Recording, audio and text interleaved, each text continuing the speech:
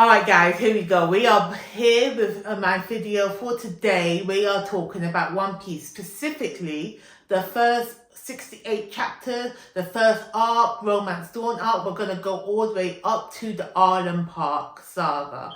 So we're going to be talking about just my thoughts, my feelings, and why I love this anime so much. Okay, so for those of you who aren't in the know, for those of you who have been living under the rock for the last 20 plus years, for those of you who are just first starting out, dipping your toes into anime, or have found the One Piece anime via the Netflix live action adaptation, let me just give you a brief overview of what One Piece is all about.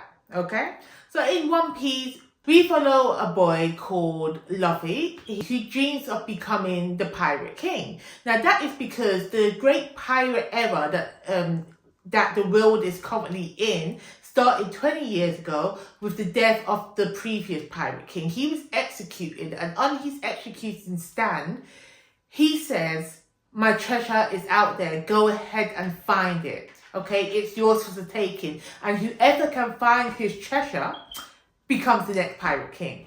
So hence the great pirate era has begun. Okay, so that's straight from the get-go. That's what you know. So the opening scene, the opening shot of all the episodes, they tell you the story of the Pirate King's death, of what his last words were. So now Luffy's dream is to find this One Piece and become the Pirate King. So let's talk about the Romance Dawn arc. Let's talk about the first 7 chapters, and that correlates to episodes 1 to 3 of the anime. So we start off with a bit of backstory. We start off with a bit of history. When I started to devour this story, I started off with the manga, then I transitioned to the anime, and that's how I continued to consume this story. And sometimes I do a hybrid, like I would read chapters and then watch the anime, but the majority of the times I'll be referencing the anime. But for this arc, I did read the manga first. So we start off here. We start off in the small harbour town, Luffy's hometown. We're seeing his backstory, and he is obsessed with this pirate called Shanks. He's a redhead pirate. Now, Luffy is trying to impress Shanks. He's trying to show that he's a man, that he's good enough to go out to sea with him. But then when, so in this small harbour town, in this small harbour town, there is something called mountain bandits that hide up in the mountain. They come down, they threaten Shanks and his pirate crew. They call him a coward and whatnot, spill food on him, spill the beer over Shanks' head, and Shanks does nothing. He just laughs it off. He laughs it off and says it's not a big deal. The rest of his crew is laughing.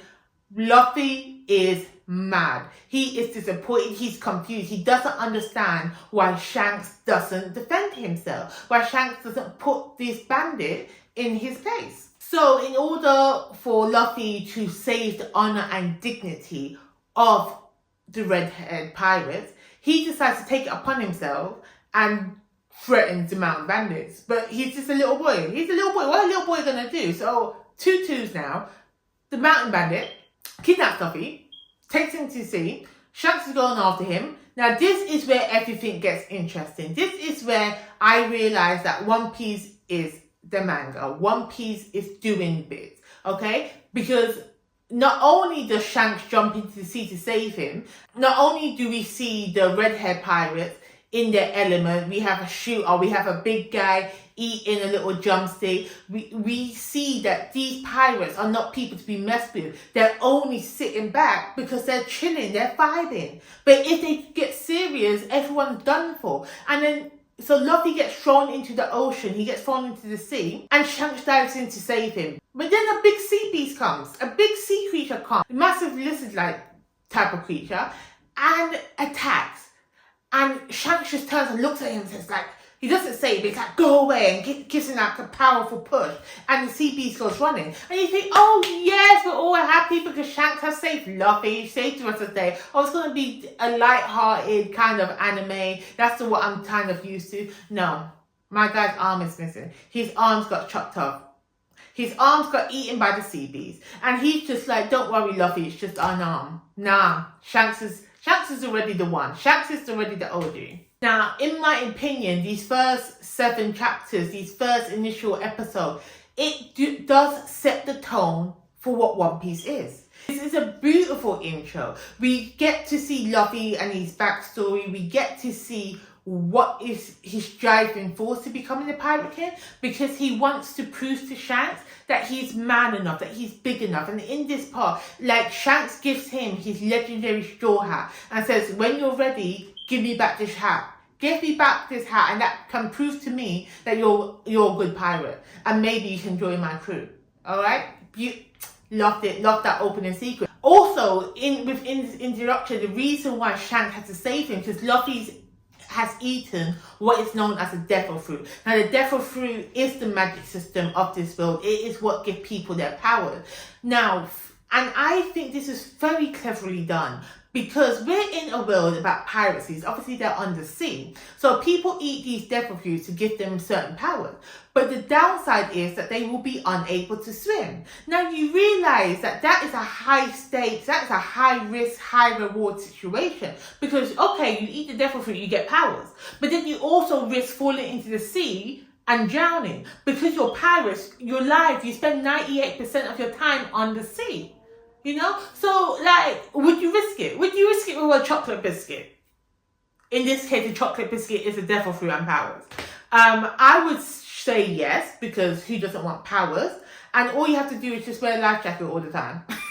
So that is why Shanks has to go save him, because Luffy can't swim. So that tells me that Shanks is powerful, and whatever he did to that sea monster to go away, it's not because he has a devil fruit power, because he is able to swim. But that's not all. That is not all we get, okay? That is just the intro to Luffy. That's the introduction to Luffy's character, but also within this Romance Dawn arc, we are also introduced to what I have to say is one of my favourite characters of all time, across all forms of media. It's the one, it's the only, it's the Runner Sorrow. So we meet him in chapter 3 of the manga, and I already had chills when he came on the scene. He is such a power player. He was making power moves from the first instance we see him. Now imagine this, he's all trained up, okay, he's on like the stockades in a prison yard, and a little girl comes over, go feed him some rice. And the Marines that have captured him, the Marines that have put him in prison, one of them comes over to the little girl trying to feed him and smashes up the rice ball. Smashes it up, grinds it into the dirt, yeah? And the little girl runs away. Then he asks Luffy, he says, give me that rice ball. He eats it, dirt and all, and says, delicious. He's a power player from the start. And especially when Luffy frees him from the stockade and he gets his sword back, if that's not a power pose, if that's not a superhero pose, I don't know what is. So let me give you some content in case you want a little backstory. Let me go back in time before we get to Zoro, because before that we meet Kobe. And Kobe is a little chubby little boy on another pirate ship called Afida. He's been kidnapped. He's a hostage. He doesn't want to be a pirate. He wandered on the ship when he was out fishing, and now he's the hostage. He wants to be a Marine. So around episode 1, or near the beginning, we see Luffy. He's in a barrel. How did he get in a barrel? Why is Luffy in a barrel? I don't know. But he's in a barrel. He gets taken onto a feeder ship. He pops up. Scares Kobe. He does what Luffy always does. And he defends Kobe, because Kobe wants to leave. He wants to become a Marine, okay? So Luffy beats Alvido up, pushes her away. And now he and Kobe is on a journey to find more crew members. Obviously, Kobe is not going to be part of Luffy's pirate crew. First of all, he doesn't have that je ne sais quoi. He doesn't have the it factor, and he doesn't want to be a pirate. He wants to be a Marine. And I just have to say that connection that Kobe and Luffy has right at the beginning, they're going to be enemies. But they're also friends, and that is cute. And as I said before, I think the first 7 chapters, the first initial episode, has already set the tone of the book, okay? Not only do we have humour, especially in this scene where Luffy called Helmeppo a weirdo. I mean, it's just sprinkling some humor in it. We already see some tension between the pirates and the Marines. And we already see how Marines are not entirely the good guys. The Marines are actually, well, not all of them, but some of them are bad. Some of them are corrupt. Especially what we see when we meet Sorrow for the first time. He was defending the little girl. That is why he's being arrested. The Marines are the ones that are the bad guys in this. And I think that's the whole tone of One Piece as a whole. It's just like, who's good, who's bad, who's right, who's wrong. So the next chapters, around chapters 8 to 21, episodes 4 to 7, is Orange Town. And in Orange Town, we are introduced to Nami. Now, let me go back a bit. Because in the first couple of episodes, especially when you meet Sorrow, you see Nami. Nami is at that base, okay? And she is, we don't know why she's there, but she's there. Luffy runs into him, but that wasn't the focus. We don't focus on Nami. I didn't even know she was a player in this, because Sorrow takes the scene, okay? He controlled that introduction.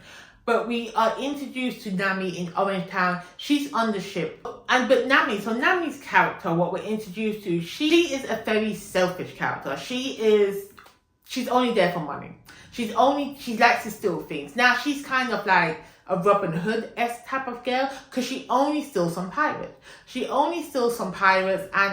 But she doesn't give to the poor. She steals some pirates to keep everything for herself. I mean, I can't blame you, girl. I can't blame you. What we learn from this brief introduction before the Orange Town arc starts, that she has stolen a map from another pirate called Buggy the Clown, and this map is to go to the Grand Line. Now, the Grand Line is very important to the story, and I'll get to that later. But she's stolen the map to the Grand Line, and this is a map that Luffy needs in order for him to find One Piece. My overall thoughts of this arc, just to say,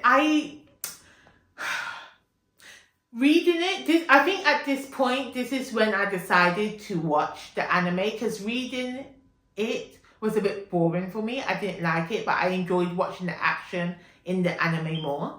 Like, it was a bit ridiculous of the events that were happening, especially the Buggy the Clown character. I don't like clowns. I wasn't resonating with it. And things were just happening. There was a lot of things just happening. And I'm just like, this whole thing could have been cut down and resolved much sooner. It was too long and drawn out for me. After completing the Orange Town arc, I was just like, don't let this tomfoolery fool you. Don't let this shenanigans, what's going on, and the comedic value not tell you how serious this arc is. Because it's so much more. What we are witnessing in this arc is the introduction to the masterpiece that is One Piece. So in this, we clearly see, so we're introduced to the three, Luffy, Nami, Sorrow, and he clearly states what each of their motivation is, what their goals are, what their agendas are. Luffy wants to find One Piece, okay? Sorrow, he wants to be the greatest swordsman, and he says, don't get in my way. She wants to steal shit and get all the money. That's what she wants. She needs to get all this money for herself. Like, we're not stopped trying to figure out what these motivations are. It's clearly told to us. So the actions that they do in the show, in the manga, the actions that they do, we can follow along. Okay, I'm not stopped trying to figure out what's going on, like why they doing this. Now, and in this. This is the first time we see other devil fruit uses at work. Because Luffy, he has the rubber fruit, so he can stretch his body and do all sorts of crazy stuff. And I thought, okay, fine. But Buggy, he can split himself up. Like, if he gets sliced, he's scattered into little pieces. Or many different pieces. I'm like, oh, so we're just being ridiculous now. In a good way, not in a bad way, in a great way. So, but again, Orange Town, I mean, it wasn't my favourite of this whole Romance Dawn saga. It's still the beginning. I have to suspend your disbelief. But in this one, we see another side of Luffy. Now, Luffy, he's always going to joke. He's always going to say the ridiculous thing. He's always going to not... He ain't calling nobody by their names, okay? We have Buggy the Clown. His name is Buggy the Clown. They just call him Red Nose or Big Nose. And it reminds me of them old Jamaican aunties or the Jamaican men that gives you nicknames based on what you look like. You know, like Littlefoot or these little things. But Luffy's a joker. And that's what we've seen him be. Like, although he can fight, we know he's got powerful. He's a joker. You don't take him seriously. I mean, that's what Solo's character's for. But no.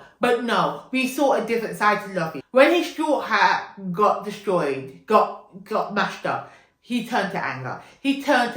When he saw the dogs got beat up by the crew, you saw his anger. You saw his madness in it. It was fantastic. So we saw a different side to Luffy, and that was great too. Now let's move on to the Syrup Village arc.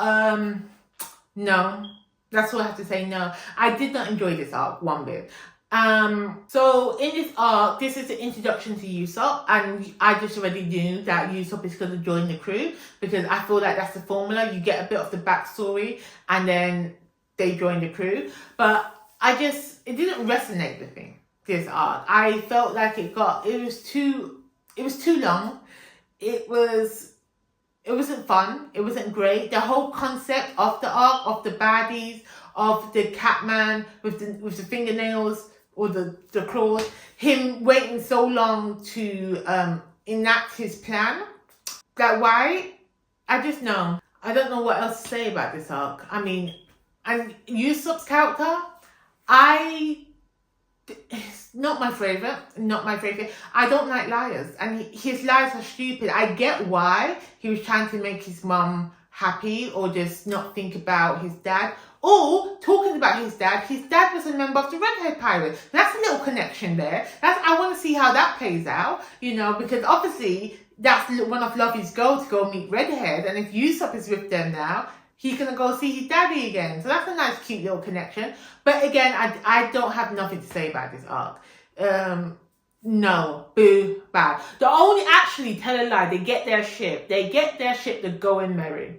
Because before they were just on some little nasty ass boat. So now they have their pirate ship. So now I can see them becoming real pirates. Oh, now we got to a good one. Now we are at Baratie. Baratie, is that how you say it? Baratie is where we are introduced to the 5th member of the crew, which is Sanji. So, the Baratie arc, it starts off with Nami seeing something on on a bounty poster. Because, if I didn't mention, Zoro used to be a bounty hunter, hunted down pirates, but now he is a pirate. So that's why his name is Bounty Hunter Zoro. Or something like that. Alright, but she sees something on the bounty poster, and we don't know what she saw, but obviously it's affected her. And then we meet 2 other people that used to know Zoro from his life as a bounty hunter, and they save him. They're together, and they go because they're hungry, they're starving. Luffy doesn't plan. Nobody knows how to survive on the sea. So I'm thinking, how are they going to survive being pirates? But anyway, they need to go somewhere to eat. And there's out in the middle of the ocean, there's a floating restaurant called Baratie. And this is where Sanji works. So Sanji's introduction, Sanji is a character. He's not up there for best introduction. I still, hands down, that goes to Zoro. But Sanji, from the outset, we see his morals. We see what he wants. We see what he values. He feeds the hungry. He ain't letting nobody leave his side without being fed. No matter if you don't have no money. No matter if you're a bad guy. No matter if you're annoying as hell. If you're hungry, you're gonna eat. And that's what I love in a man. Feed me. Now the crew get there. They all eat. They're all eating food. And then they have to go to pay. They don't have no money. Luffy don't have no money. So how you surviving as a pirate? You have nothing. So he gets indentured to work off his bill. So he's there as a kitchen boy now, trying to work off the bill. And during this time, the rest of the crew are just jamming, chilling out. And there's another pirate shows up, beaten, battered, bruised, whatever. He shows up. He's hungry. He needs to finish. He's been starving. The rest of the workers at the Baratie says, no, you can't pay, go away, and throws him out. And this is where Sanji comes and gives him food. He gives him food for free. And then that's when I'm just like, Sanji, my guy. So, and that was a good thing. But then, good deeds get punished. Don't go unpunished. okay? Because this pirate now has come back with his crew.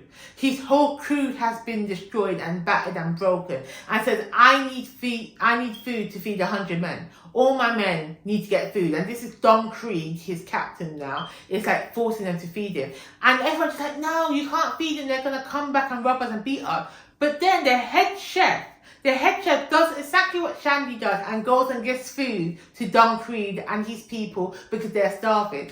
And then when you realise the reason how Sanji was on another cruise liner, and then the head chef used to be a pirate, and he was attacking the ship that Sanji was on, but then it capsized and everyone died except for Sanji and the head chef, but they were stranded on this little island. And they had no food. I don't know how long they were there for. They were there for weeks on months. And then the reason why the head chef don't have no leg is that he had to cut it off and eat his leg to survive, because he gave all the food to Sanji because he was a little boy. Oh my God. Heartstrings pulled. That backstory. I mean, again, suspend your disbelief. Because how's man cutting off his leg and not bleeding out to death? I mean, no. But still, that backstory was emotional. Anyway, so the head chef goes feeds the crew. Goes feed the crew of Don Creed and whatever. But then these dickheads want to come back and cause havoc.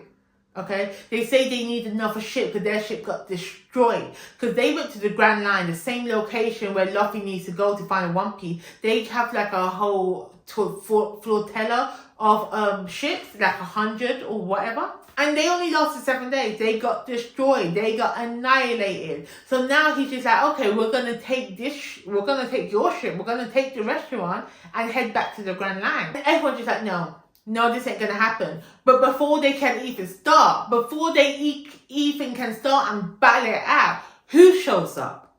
Who shows up? But like a thug lover, Hawkeye. Oh my God. Hawkeye with the big sword at the back of his head. Right.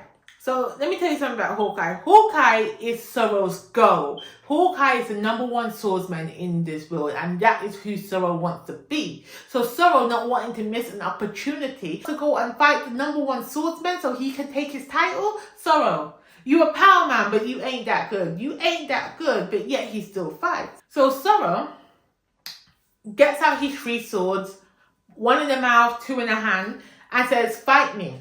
And to Hawkeye, just like, all right, bet. He doesn't take the big sword from his back, though. He takes a little sword hanging from his neck, a little tiny finger blade sword thing. I'm like, you gonna beat all right.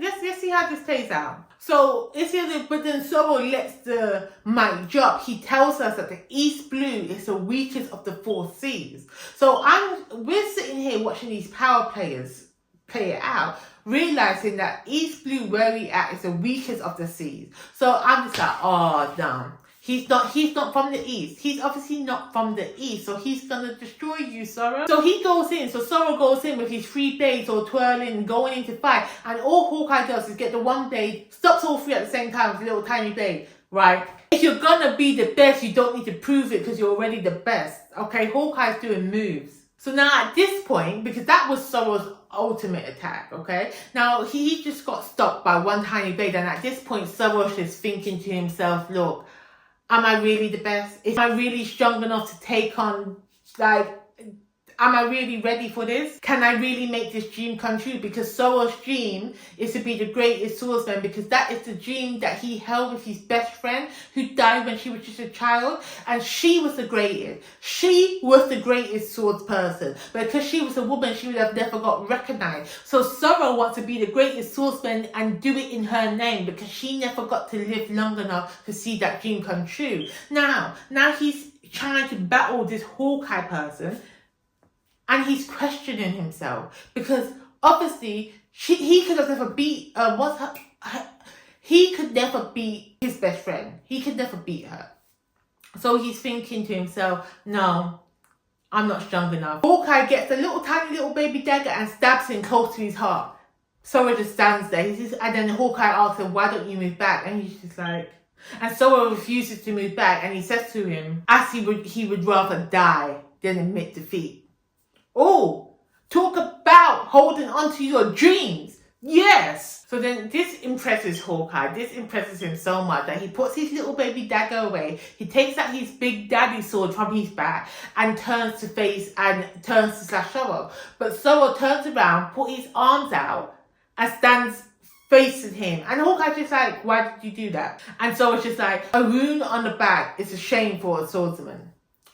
But he's just showing me his conviction. And it's Hawkeye don't care. He slashes him, but he says to Soul to fail to stay at the top of the game, to hone his skills. Hone your skills so you can come back and challenge me and defeat me. And someone makes a vow then and there that he would never lose again. And then he says, is that alright with you, Pirate King? And Luffy just smiles because now they know they're aiming for the top, baby. Luffy's gonna be the Pirate King. Sorrow's going to be the second in command as the greatest swordsman. Oh, you can feel it in the air. You can feel the chills. Oh, I love it. So, and this moment, this fight scene, this confrontation is such a defining moment for Sorrow's character. The fights in One Piece aren't just about the fights. It ain't just about the action. It's about the character development. It's about them becoming stronger as people. So let's go back. Let's go back to Nami. So Nami sticks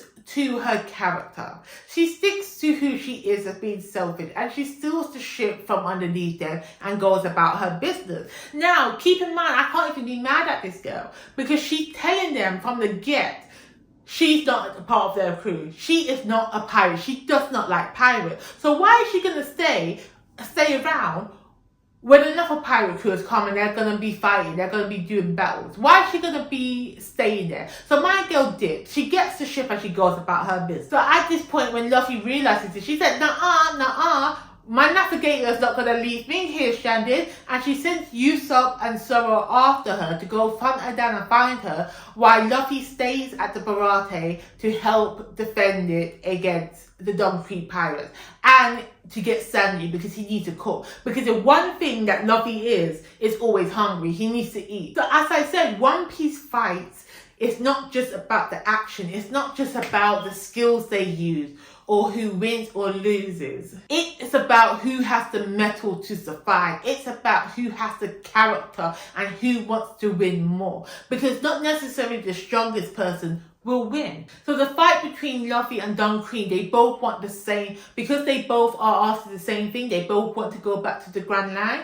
The fight is who wins. It's about answering the question, who has the mettle to survive the Grand Line? What does it take to survive? Who has what it takes to enter the Grand Line? That is what the question that this fight is going to answer. So they have their fight. It was a good fight. It was a good thing to watch. I think at this point I was solely watching the anime because I can't watch action scenes. I can't read the action scenes in the manga.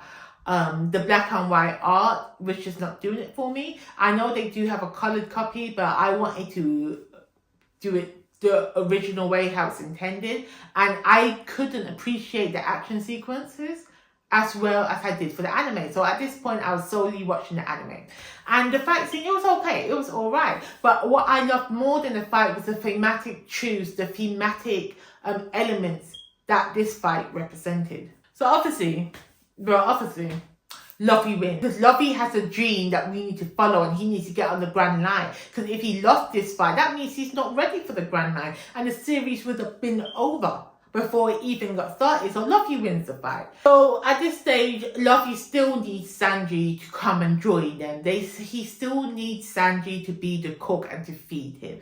And Sanji is hesitant to go. He doesn't want to leave Seth. He doesn't want to leave the man that sacrificed a limb for him to survive. He wants to stay there. He wants to pay homage to this man that practically raised him, okay? But Sanji also has a dream, because you can't be a part of the Straw Hats Pirates if you don't have a dream. Now, Sanji's dream is to find All Blue. All Blue is this mystical sea where because there's 4 seas for that. So you have East Blue, North Blue, West Blue, South Blue, and then you have the Grand Line Sea. Now all 5 seas converge at this one place called All Blue, where all the sea creatures go, and it's like a chef's paradise, okay? Because you have the best ingredients there. Now that is Sanji's dream, to find this sea. That is also Seth's dream. So during Sanji's backstory, everyone was laughing at him like, oh, how can you believe in All Blue still? It doesn't exist. It's a made-up place. But then when Sanji is talking to Luffy about it, you can just see how his face brights up. The happiness, joy in his voice. The joy that he gets by talking about this sea. And Seth sees it. Seth is watching this or hears it. And he's just like, you know what? I'm holding this boy back. I need to let him go. So he does everything in his power to push Sanji away, to make him feel unwanted, unneeded. Like, just get out. You are a hindrance to my restaurant. And I was just like, at first I was just like, how dare this man do this to the boy? How dare he? He just tries to do the right thing. Until you realize he's doing it for his own good. Because I'm just thinking, just imagine the disrespect Sanji feels, the hurt he feels, knowing that this man that he looked up to, this man that he envied, the man that he wants to show his gratitude to, it's just being a complete bully, you know? It's just being mean, just doesn't appreciate him. But it's all for a good reason. But Sanji overhears him saying that this was the plan, that he wants Sanji to go with Luffy. And it's just like, oh, he gets it now. Okay. So then Sanji finally agrees to go with Luffy, to join his crew and to be the cook. So now we eating. So that is the introduction to the arc. We have our 5 crewmates. We have got Luffy, the captain. We've got Zoro, the swordsman. We've got Nami. Well, not really. We don't really have Nami. She's meant to be the navigator, but she's not invested. So we might have Nami. I want to see how that plays out. We have Usopp, who I don't really care for. He's a liar. What does he bring? He can shoot things properly. Anyway, and then we have Sanji the cook, okay? That is our Straw Hats Pirates. Now let me get to the moments, the best moments of the Romance Dawn beginning part. Number 1, I just spoke about the fight between Zoro and Hawkeye. That fight was just, that did it for me. That solidified Zoro as my favourite. Even from Zoro, from the jump, has been my favourite. From when we first got introduced to him, when he's standing there, eating the mashed up rice. But then the fight just solidified it, because I'm just like, boy, I need you. If out of anybody, you need to get your dreams and become the greatest swordsman. Number 2 is Sanji saying goodbye in the Baratie arc. I think the Baratie arc is my favourite so far, because there was a lot of epic moments going on. There was a lot of moments that I could appreciate. But his goodbye, his farewell, that was good. That was great. And the last moment, I have to say, of this whole arc is surprisingly from the Orange Town arc. And it was Luffy getting mad at the pet shop burning down. The pet shop burning down, the little doggy that was there, he got mad because it shows his compassion. Because we've seen the funny, joking Luffy, we've seen an angry Luffy, and then we see how compassionate Luffy is. So we've seen all these different sides of him in this short compared to the 1,000-long episode that One Piece is. But I have to say, I am loving it so far. I am invested. I haven't got many theories going on right now because I haven't watched it all. But the next video that I'm going to do, we are going to be discussing Arlong Park. Arlong Park. Keep tuned. Remember to like and subscribe if you want to know my thoughts on the Arlong Park saga.